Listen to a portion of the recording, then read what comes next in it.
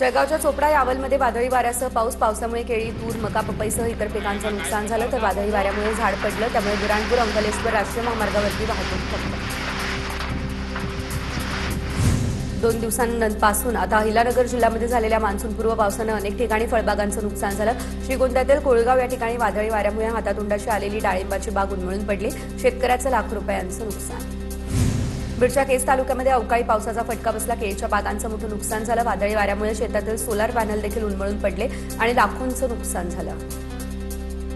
मान्सूनपूर्व तडाख्यात उत्तर पुण्याला तडाखा बसला. आंबेगाव तालुक्यातील लाखणगाव परिसरामध्ये केळीच्या बागा देखील अक्षरशः आडव्या झाल्या. अवकाळी पाऊस आणि वादळी वाऱ्यानं थैमान घातलं, त्यामुळे शेतीचं अतोनात नुकसान. छत्रपती संभाजीनगरच्या गंगापूर तालुक्यामध्ये वादळी वाऱ्यासह जोरदार पाऊस. शिल्लेगाव, गोपालवाडी, वजनापूर, वसू, सायगावसह अनेक गावांमध्ये मोठ्या प्रमाणात नुकसान. तातडीने पंचनामे करत मदत देण्याची मागणी.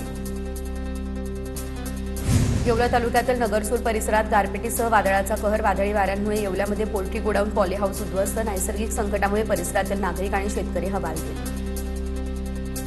धाराशिव जिल्ह्यातील अनेक भागांमध्ये वादळी वाऱ्यासह पाऊस. काही ठिकाणी घरांचे पत्रे उडाले. जनावरांच्या गोठ्यांचं नुकसान, घरातील साहित्याचं नुकसान पाहून शेतकऱ्यांच्या डोळ्यात अश्रू. नाशिकच्या मालेगावात मान्सूनपूर्व पावसाचा तडाखा. वादळी वारे आणि विजेच्या कडकडाटासह पावसाची हजेरी. दिवसभराच्या उकाड्यानंतर शहरी भागात कमालीचा गारवा, तर ग्रामीण भागामध्ये शेतकरी वर्गाचे मात्र हाल. रायगडच्या सुधागड, पाले आणि रोहामध्ये मान्सूनपूर्व पावसाची हजेरी. कर्जत, खोपोली, खालापूरमध्ये रिमझिम पाऊस. मान्सूनपूर्व पावसाने नागरिकांची तारांबळ. जिल्ह्यातील अन्य तालुक्यांमध्ये देखील पावसाचा अंदाज. रत्नागिरी जिल्ह्यात सकाळी ठिकठिकाणी मान्सूनपूर्व पाऊस. दक्षिण रत्नागिरीमध्ये मान्सूनपूर्व पावसाच्या सरी. रत्नागिरी, राजापूर, लांजा, संगमेश्वर या भागामध्ये मान्सूनपूर्व पाऊस बरसला. सिंधुदुर्ग या ठिकाणी मेघगर्जनेसह पावसाची हजेरी. सह्याद्री पट्ट्याच्या कुडाळ तालुक्यात नारूर, घोटगे, माणगाव, कोरे यासहित वेंगुर्ला, दोडामार्ग आणि सावंतवाडी या तालुक्यामध्ये पाऊस. जिल्ह्यात आज दिवसभर ढगाळ वातावरण राहण्याचा देखील अंदाज. रत्नागिरीमध्ये मान्सूनपूर्व पावसाचा वेग वाढला. लांजा तालुक्यातील सापूचे तळे, खानवली या भागामध्ये पावसाची हजेरी. पावसामुळे उकाड्यापासून नागरिकांना दिलासा मिळाला. अंतिम टप्प्यातील आंबा पिकाला मात्र फटका बसण्याचा अंदाज.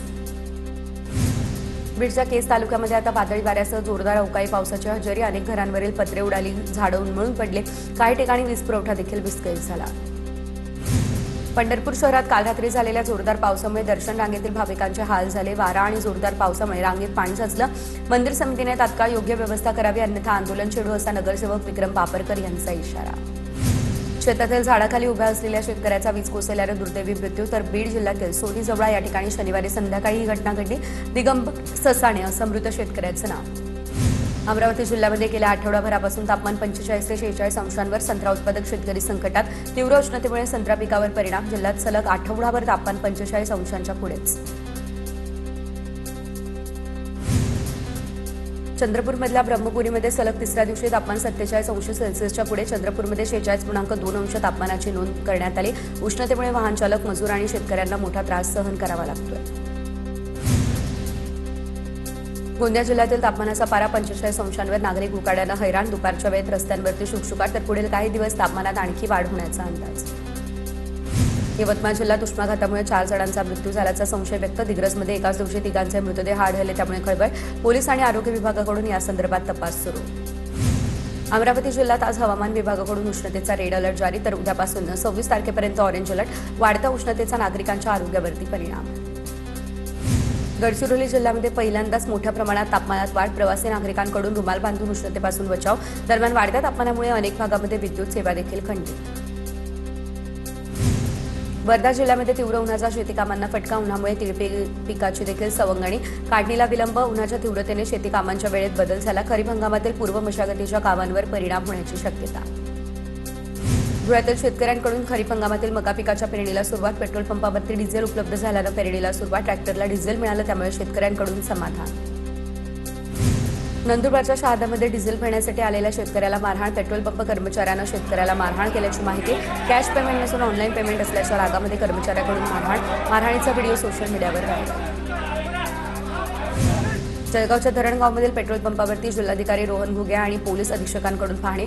पेट्रोल पंप चालक आणि वाहनधारकांसोबतच अधिकाऱ्यांचा देखील संवाद. पेट्रोल पंपावरती तासाला पोलिसांकडून गस्त घातली जाणार.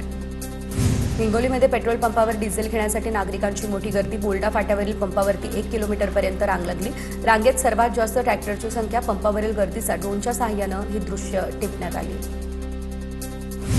परभणीमधील पंपावरती कंत्राटदारांना जादा पेट्रोल दिल्याचा आरोप. वसमत रोडवरील अमोल पेट्रोल पंपावरील धक्कादायक प्रकार. शेतकऱ्यांना 20 लिटरच डिझेल दिलं जात आहे. शेतकऱ्यांचा आरोप. शेतकऱ्यांना 100 लिटर डिझेल उपलब्ध करून देण्याच्या प्रशासनाच्या आदेशाला पंपचालकांकडून मात्र केराची टोपली. सोलापूरच्या करमाळा या ठिकाणी धावत्या बसची डिझेल टाकी अचानक रस्त्यावर पडून तुटली.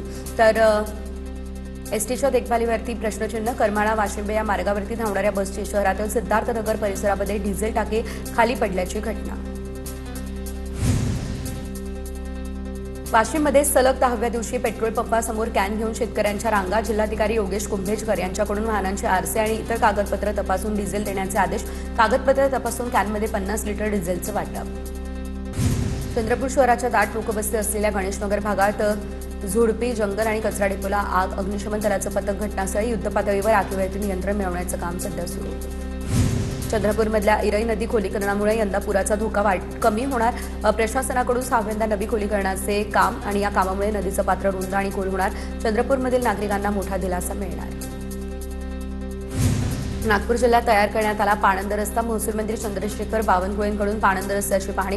बावनकुळेंचा शेतकऱ्यांसोबत संवाद. आशिष देशमुख देखील या दरम्यान उपस्थित. पिंपरी चिंचवडमधील रक्षक चौक उड्डाणपुलावरून पुन्हा वाद. पुलाच्या उतारामुळे वाहन चालकांना धोका वाढला. पूल वाहतुकीसाठी खुला झाला. त्यानंतर अपघात. खासदार श्रीरंग बाणेंचा संताप. ठेकेदार अधिकाऱ्यांवरती गुन्हा दाखल करा असा बाणेंचा इशारा. सातारा नगरपालिकेच्या कामामध्ये सुसूत्रता आणा. सातारा नगरपालिकेतील दोन्ही गटाच्या नगरसेवकांच्या अंतर्गत वादावर खासदार उदयनराजे आणि शिवेंद्रराजेंकडून कानउघडणी. विधान परिषद निवडणुकीमध्ये भाजपला यश मिळेल. माजी खासदार रामदास तडस यांच्याकडून हा विश्वास. तर ही निवडणूक लढण्याची इच्छा नसल्याची तडस यांची प्रतिक्रिया समोर.